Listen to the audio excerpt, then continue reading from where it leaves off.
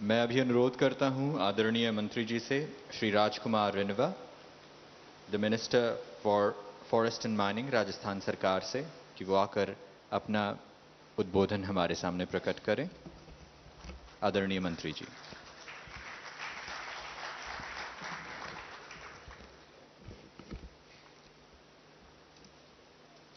अरावली की दिव्य पर्वतमाला, प्रकृति की शानदार गोद में विराजित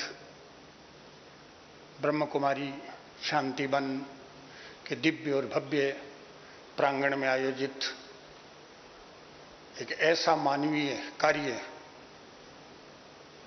जिसको व्यक्त नहीं किया जा सकता, केवल अनुभव किया जा सकता है।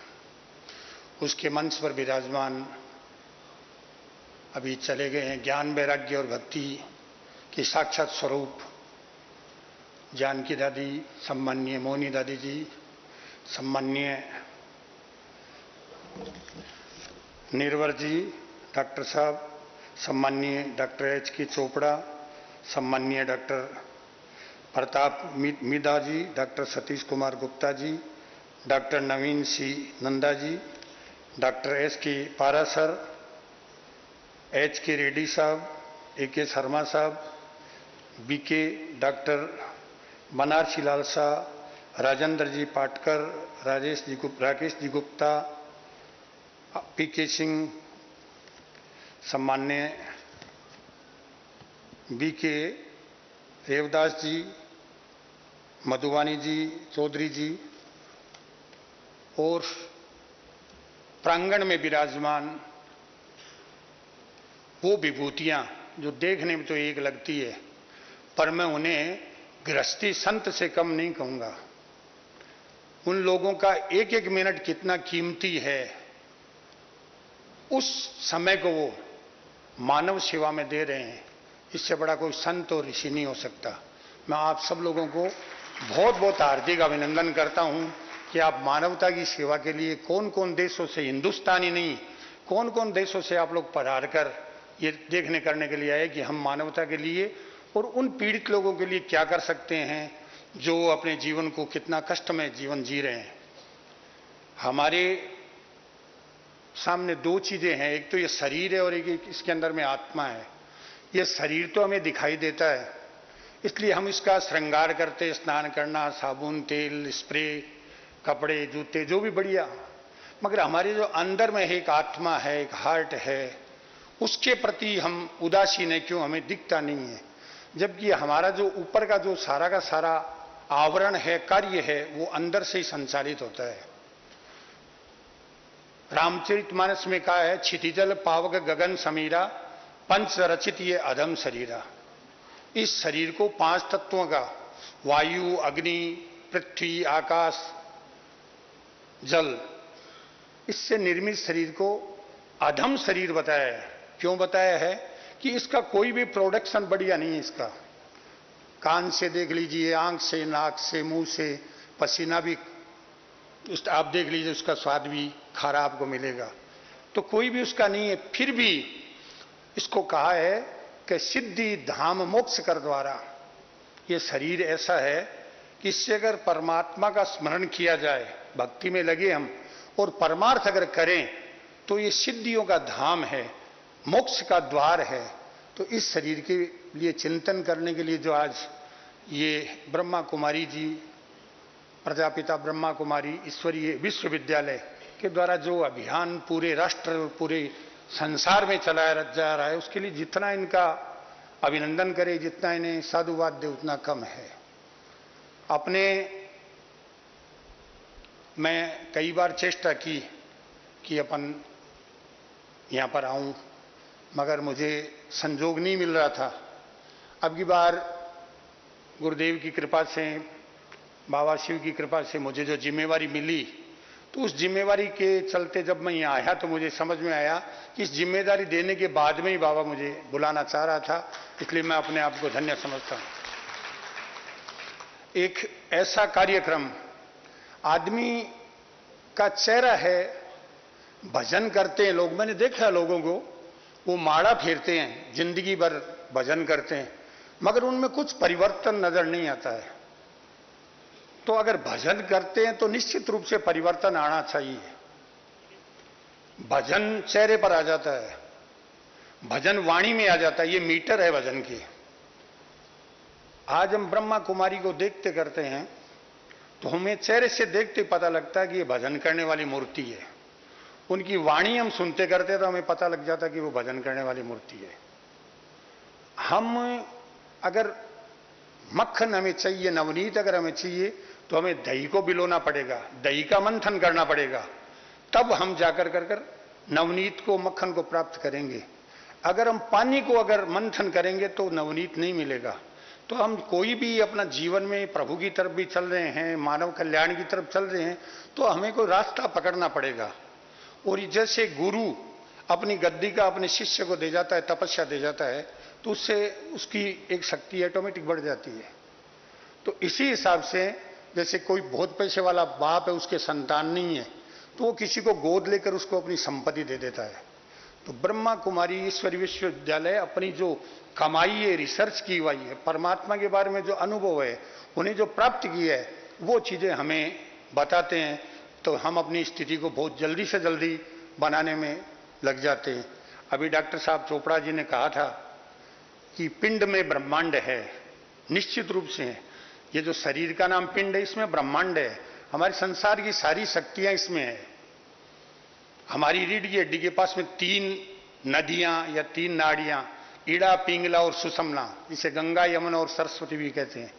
और यहां पर उसका त्रिवेणी संगम है। तो जहां पर हम चिंतन करते हैं उस त्रिवेणी संगम में, तो हम इतनी जल्दी, ये जो आप देखते करते हैं कि लोगों के भ्रम है कि डॉक्टर है वो नहीं मानते भगवान को, और डॉक्टर भगवान को सबसे ज्यादा मानते हैं। वो अंधविश्वास को नहीं मानते हैं, टोटकों को नहीं मानते करते हैं। मैंने देखा है कि वो कितने कंसंट्रेट होते तब जाकर इस तरह से, जैसे पिकासो को पूछा किसी ने कि आप इतना सुंदर चित्र कैसे बना लेते हैं, बोले मैं तो जो कागज है या जो पत्थर है उसको नहीं, मैं तो उसमें जो स्वरूप है उसको देखता हूं। तो वो अपने लक्ष्य को देखते हैं, हमें क्या करना है, और निश्चित रूप से अपने लक्ष्य की प्राप्ति करते हैं। तो ये जो अपने शरीर है, इतनी प्रगाढ़ शक्तियों का भंडार है, हम इसका कितना यूज कर लें। सुनने में आता है, धर्मशास्त्रों में पढ़ते हैं कि 6% से ज्यादा कोई भी इसको यूज नहीं करता है, वापिस ऐसे ही अपना जीवन बिता देता है। तो हमें चेष्टा करनी चाहिए कि हम डेवलप करें अपने शरीर की जो अच्छी बातें हैं। अभी जानकी दादी जी ने भी बताया कि क्या क्या चीजें, एक बात उन्होंने बताई थी कि मीठे बोलो, प्रिय बोलो। तो ये बात वेदों में भी हमारे, सत्यम बुरियाते प्रियम बुरियातन बुरियातम सत्यम अप्रियम, कि हमें सत्य बोलना चाहिए और प्रिय बोलना चाहिए, मीठा बोलना चाहिए। न बुरियातम सत्यम अप्रियम, अगर सत्य कड़वा अगर है तब भी मत बोलो, किसी को पीड़ा मत पहुंचाओ, ये भी एक सेवा है। तो ये इतनी बढ़िया इनको रचना है। अभी सम्माननीय नंदा जी भी बता रहे थे कि मैं अमेरिका रहता हूं, बाकी मेरा दिल हिंदुस्तान में है। तो बहुत बड़ी बात है। मेरा जूता है जापानी, ये पतलून इंग्लिस्तानी, सिर पर लाल टोपी रूसी, फिर भी दिल है हिंदुस्तानी। तो ये जो दिल है ये हिंदुस्तानी है, तो ये बहुत बड़ी बात है। सभी भाषाओं का सम्मान है। English is not English means language but it is international language. हम इसका सम्मान करते हैं। दूसरे देशों से संपर्क बनाने में, बातचीत करने में हमें इसका बड़ा लाभ मिलता है। पर जो बात हम अपनी भाषा में प्रकट कर सकते हैं, हम इंग्लिश में लिखते हैं जमुना के लिए ए होली रिवर, एक धार्मिक नदी, मगर जो ही हम जमुना शब्द बोलते हैं तो तुरंत हमारे दिमाग में आती है कि जमुना बह रही है, भगवान कृष्ण वहां बंसी बजा रहे हैं, गायों को चरा रहे हैं, गेंद खेल रहे हैं। तो एक इतना वो भाव है, प्रोनाउन जो प्रकट करते हैं उसके अंदर में एक अपने आप भजन बन जाता है। तो जो अपनी बात अपनी भाषा में समझा सकते हैं उसका देखिए महत्व अलग ही है। आज मैं अपने आप को बहुत धन्य मानता हूं कि मुझे इतने बड़े बड़े विश्व प्रसिद्ध विद्वानों के बीच में मुझे आने का सौभाग्य मिला। और जो विश्व प्रसिद्ध होकर, तो विश्व प्रसिद्ध तो पैसा कमाने के लिए और भी होंगे, पर जो मानवता की सेवा करने के लिए और जो जानते हैं कि ये कर सकते हैं यार, इसमें वास्तव में जो अपन मेडिसिन से करते हैं उससे ज्यादा मेडिटेशन से हम कर सकते हैं। आपको एक बार मैं आज से 24-25 वर्ष पहले दिल्ली से डीलक्स बस में आ रहा था तो मेरे पास में एक फॉरेनर बैठी थी, तो मैंने उनसे पूछा बिलोंग विच कंट्री मैम, तो उन्होंने कहा आई एम फ्रॉम चेक, आई एम डॉक्टर। तो उसने बताया किया कि किसी संत का नाम बताया कि आप उनको जानते हैं क्या, तो मैं नहीं जानता था। मैंने कहा नो। वो एकदम क्रोधित हो गई, बोले क्या आप हिंदुस्तान के होकर इतने बड़े संत को नहीं जानते? तो उन्हें हाँ जानता हूं, कम से कम देखा कम 150 राष्ट्रों के अंदर में उनकी ब्रांचें थी। तो वो बता रही थी कि मैं आज गुरु पूर्णिमा है, 1 से 3 बजे रात्रि के टाइम में वो बीज मंत्र पर योग के बारे में बताते हैं, उसका मैं लेसन लेने के लिए आई हूं। तो कितनी बड़ी बात, आज विदेश समझ रहे हैं कि मेडिटेशन से कितना बड़ा लाभ हमें मिल सकता है। हमें जो ये अंदर में हमारी जो शक्तियां हैं, जो खान पान प्रदूषण, मैं संजोग से प्रकृति का ही मंत्री हूं मैं फॉरेस्ट भी मेरे पास में है, इन्वायरमेंट भी मेरे पास में, माइंस भी मेरे पास में है। तो मेरा तो यही लक्ष्य है कि ये जो प्रदूषण का कार्य है, कुछ लोगों का इतना नैतिक पतन हो चुका है कि वो लोग केवल पैसा कमाने के लिए, किसी को कितना नुकसान हो रहा है उन्हें कोई टेंशन नहीं है, केवल पैसा कमाना, तो उनको कितना नुकसान हो गए वो नहीं समझते। क्यों कि हर आदमी को आज बीमारी अगर है तो उसके पीछे 2 कारण है। एक तो है कि रोगों का कारण भोग है, और दूसरा है कर्म। हमारे कर्मों का हमारी बीमारियों पर असर पड़ता है। तो हम जो भी कर्म करते हैं उनका बीमारी है, जो भोग भोगते हैं उससे हमारे रोग होते हैं। मगर जहां रोग है वहां औषधि भी है। औषधि को अगर हम स्पिरिचुअल से जोड़कर अगर औषधि को लें, मेडिटेशन के द्वारा लें या और परमात्मा का स्मरण कर उसको लें, तो उसमें मैं बताता हूं कि निश्चित रूप से इतनी अतिशीघ्र हम स्वस्थ हो जाएंगे कि जिसका कोई बताया नहीं जा सकता। एक बहुत ही शानदार बात है, ये जो दीदी दादी जी बता रहे हैं, कर रहे हैं, ये जो ज्ञान है ये बहुत विचित्र बात है। हमारे रामचरितमानस में लिखा है, वहां पर काकभूषुंड जी को गरुड़ जी पूछते हैं कि संसार का सबसे बड़ा सुख क्या है और संसार का सबसे बड़ा दुख क्या है।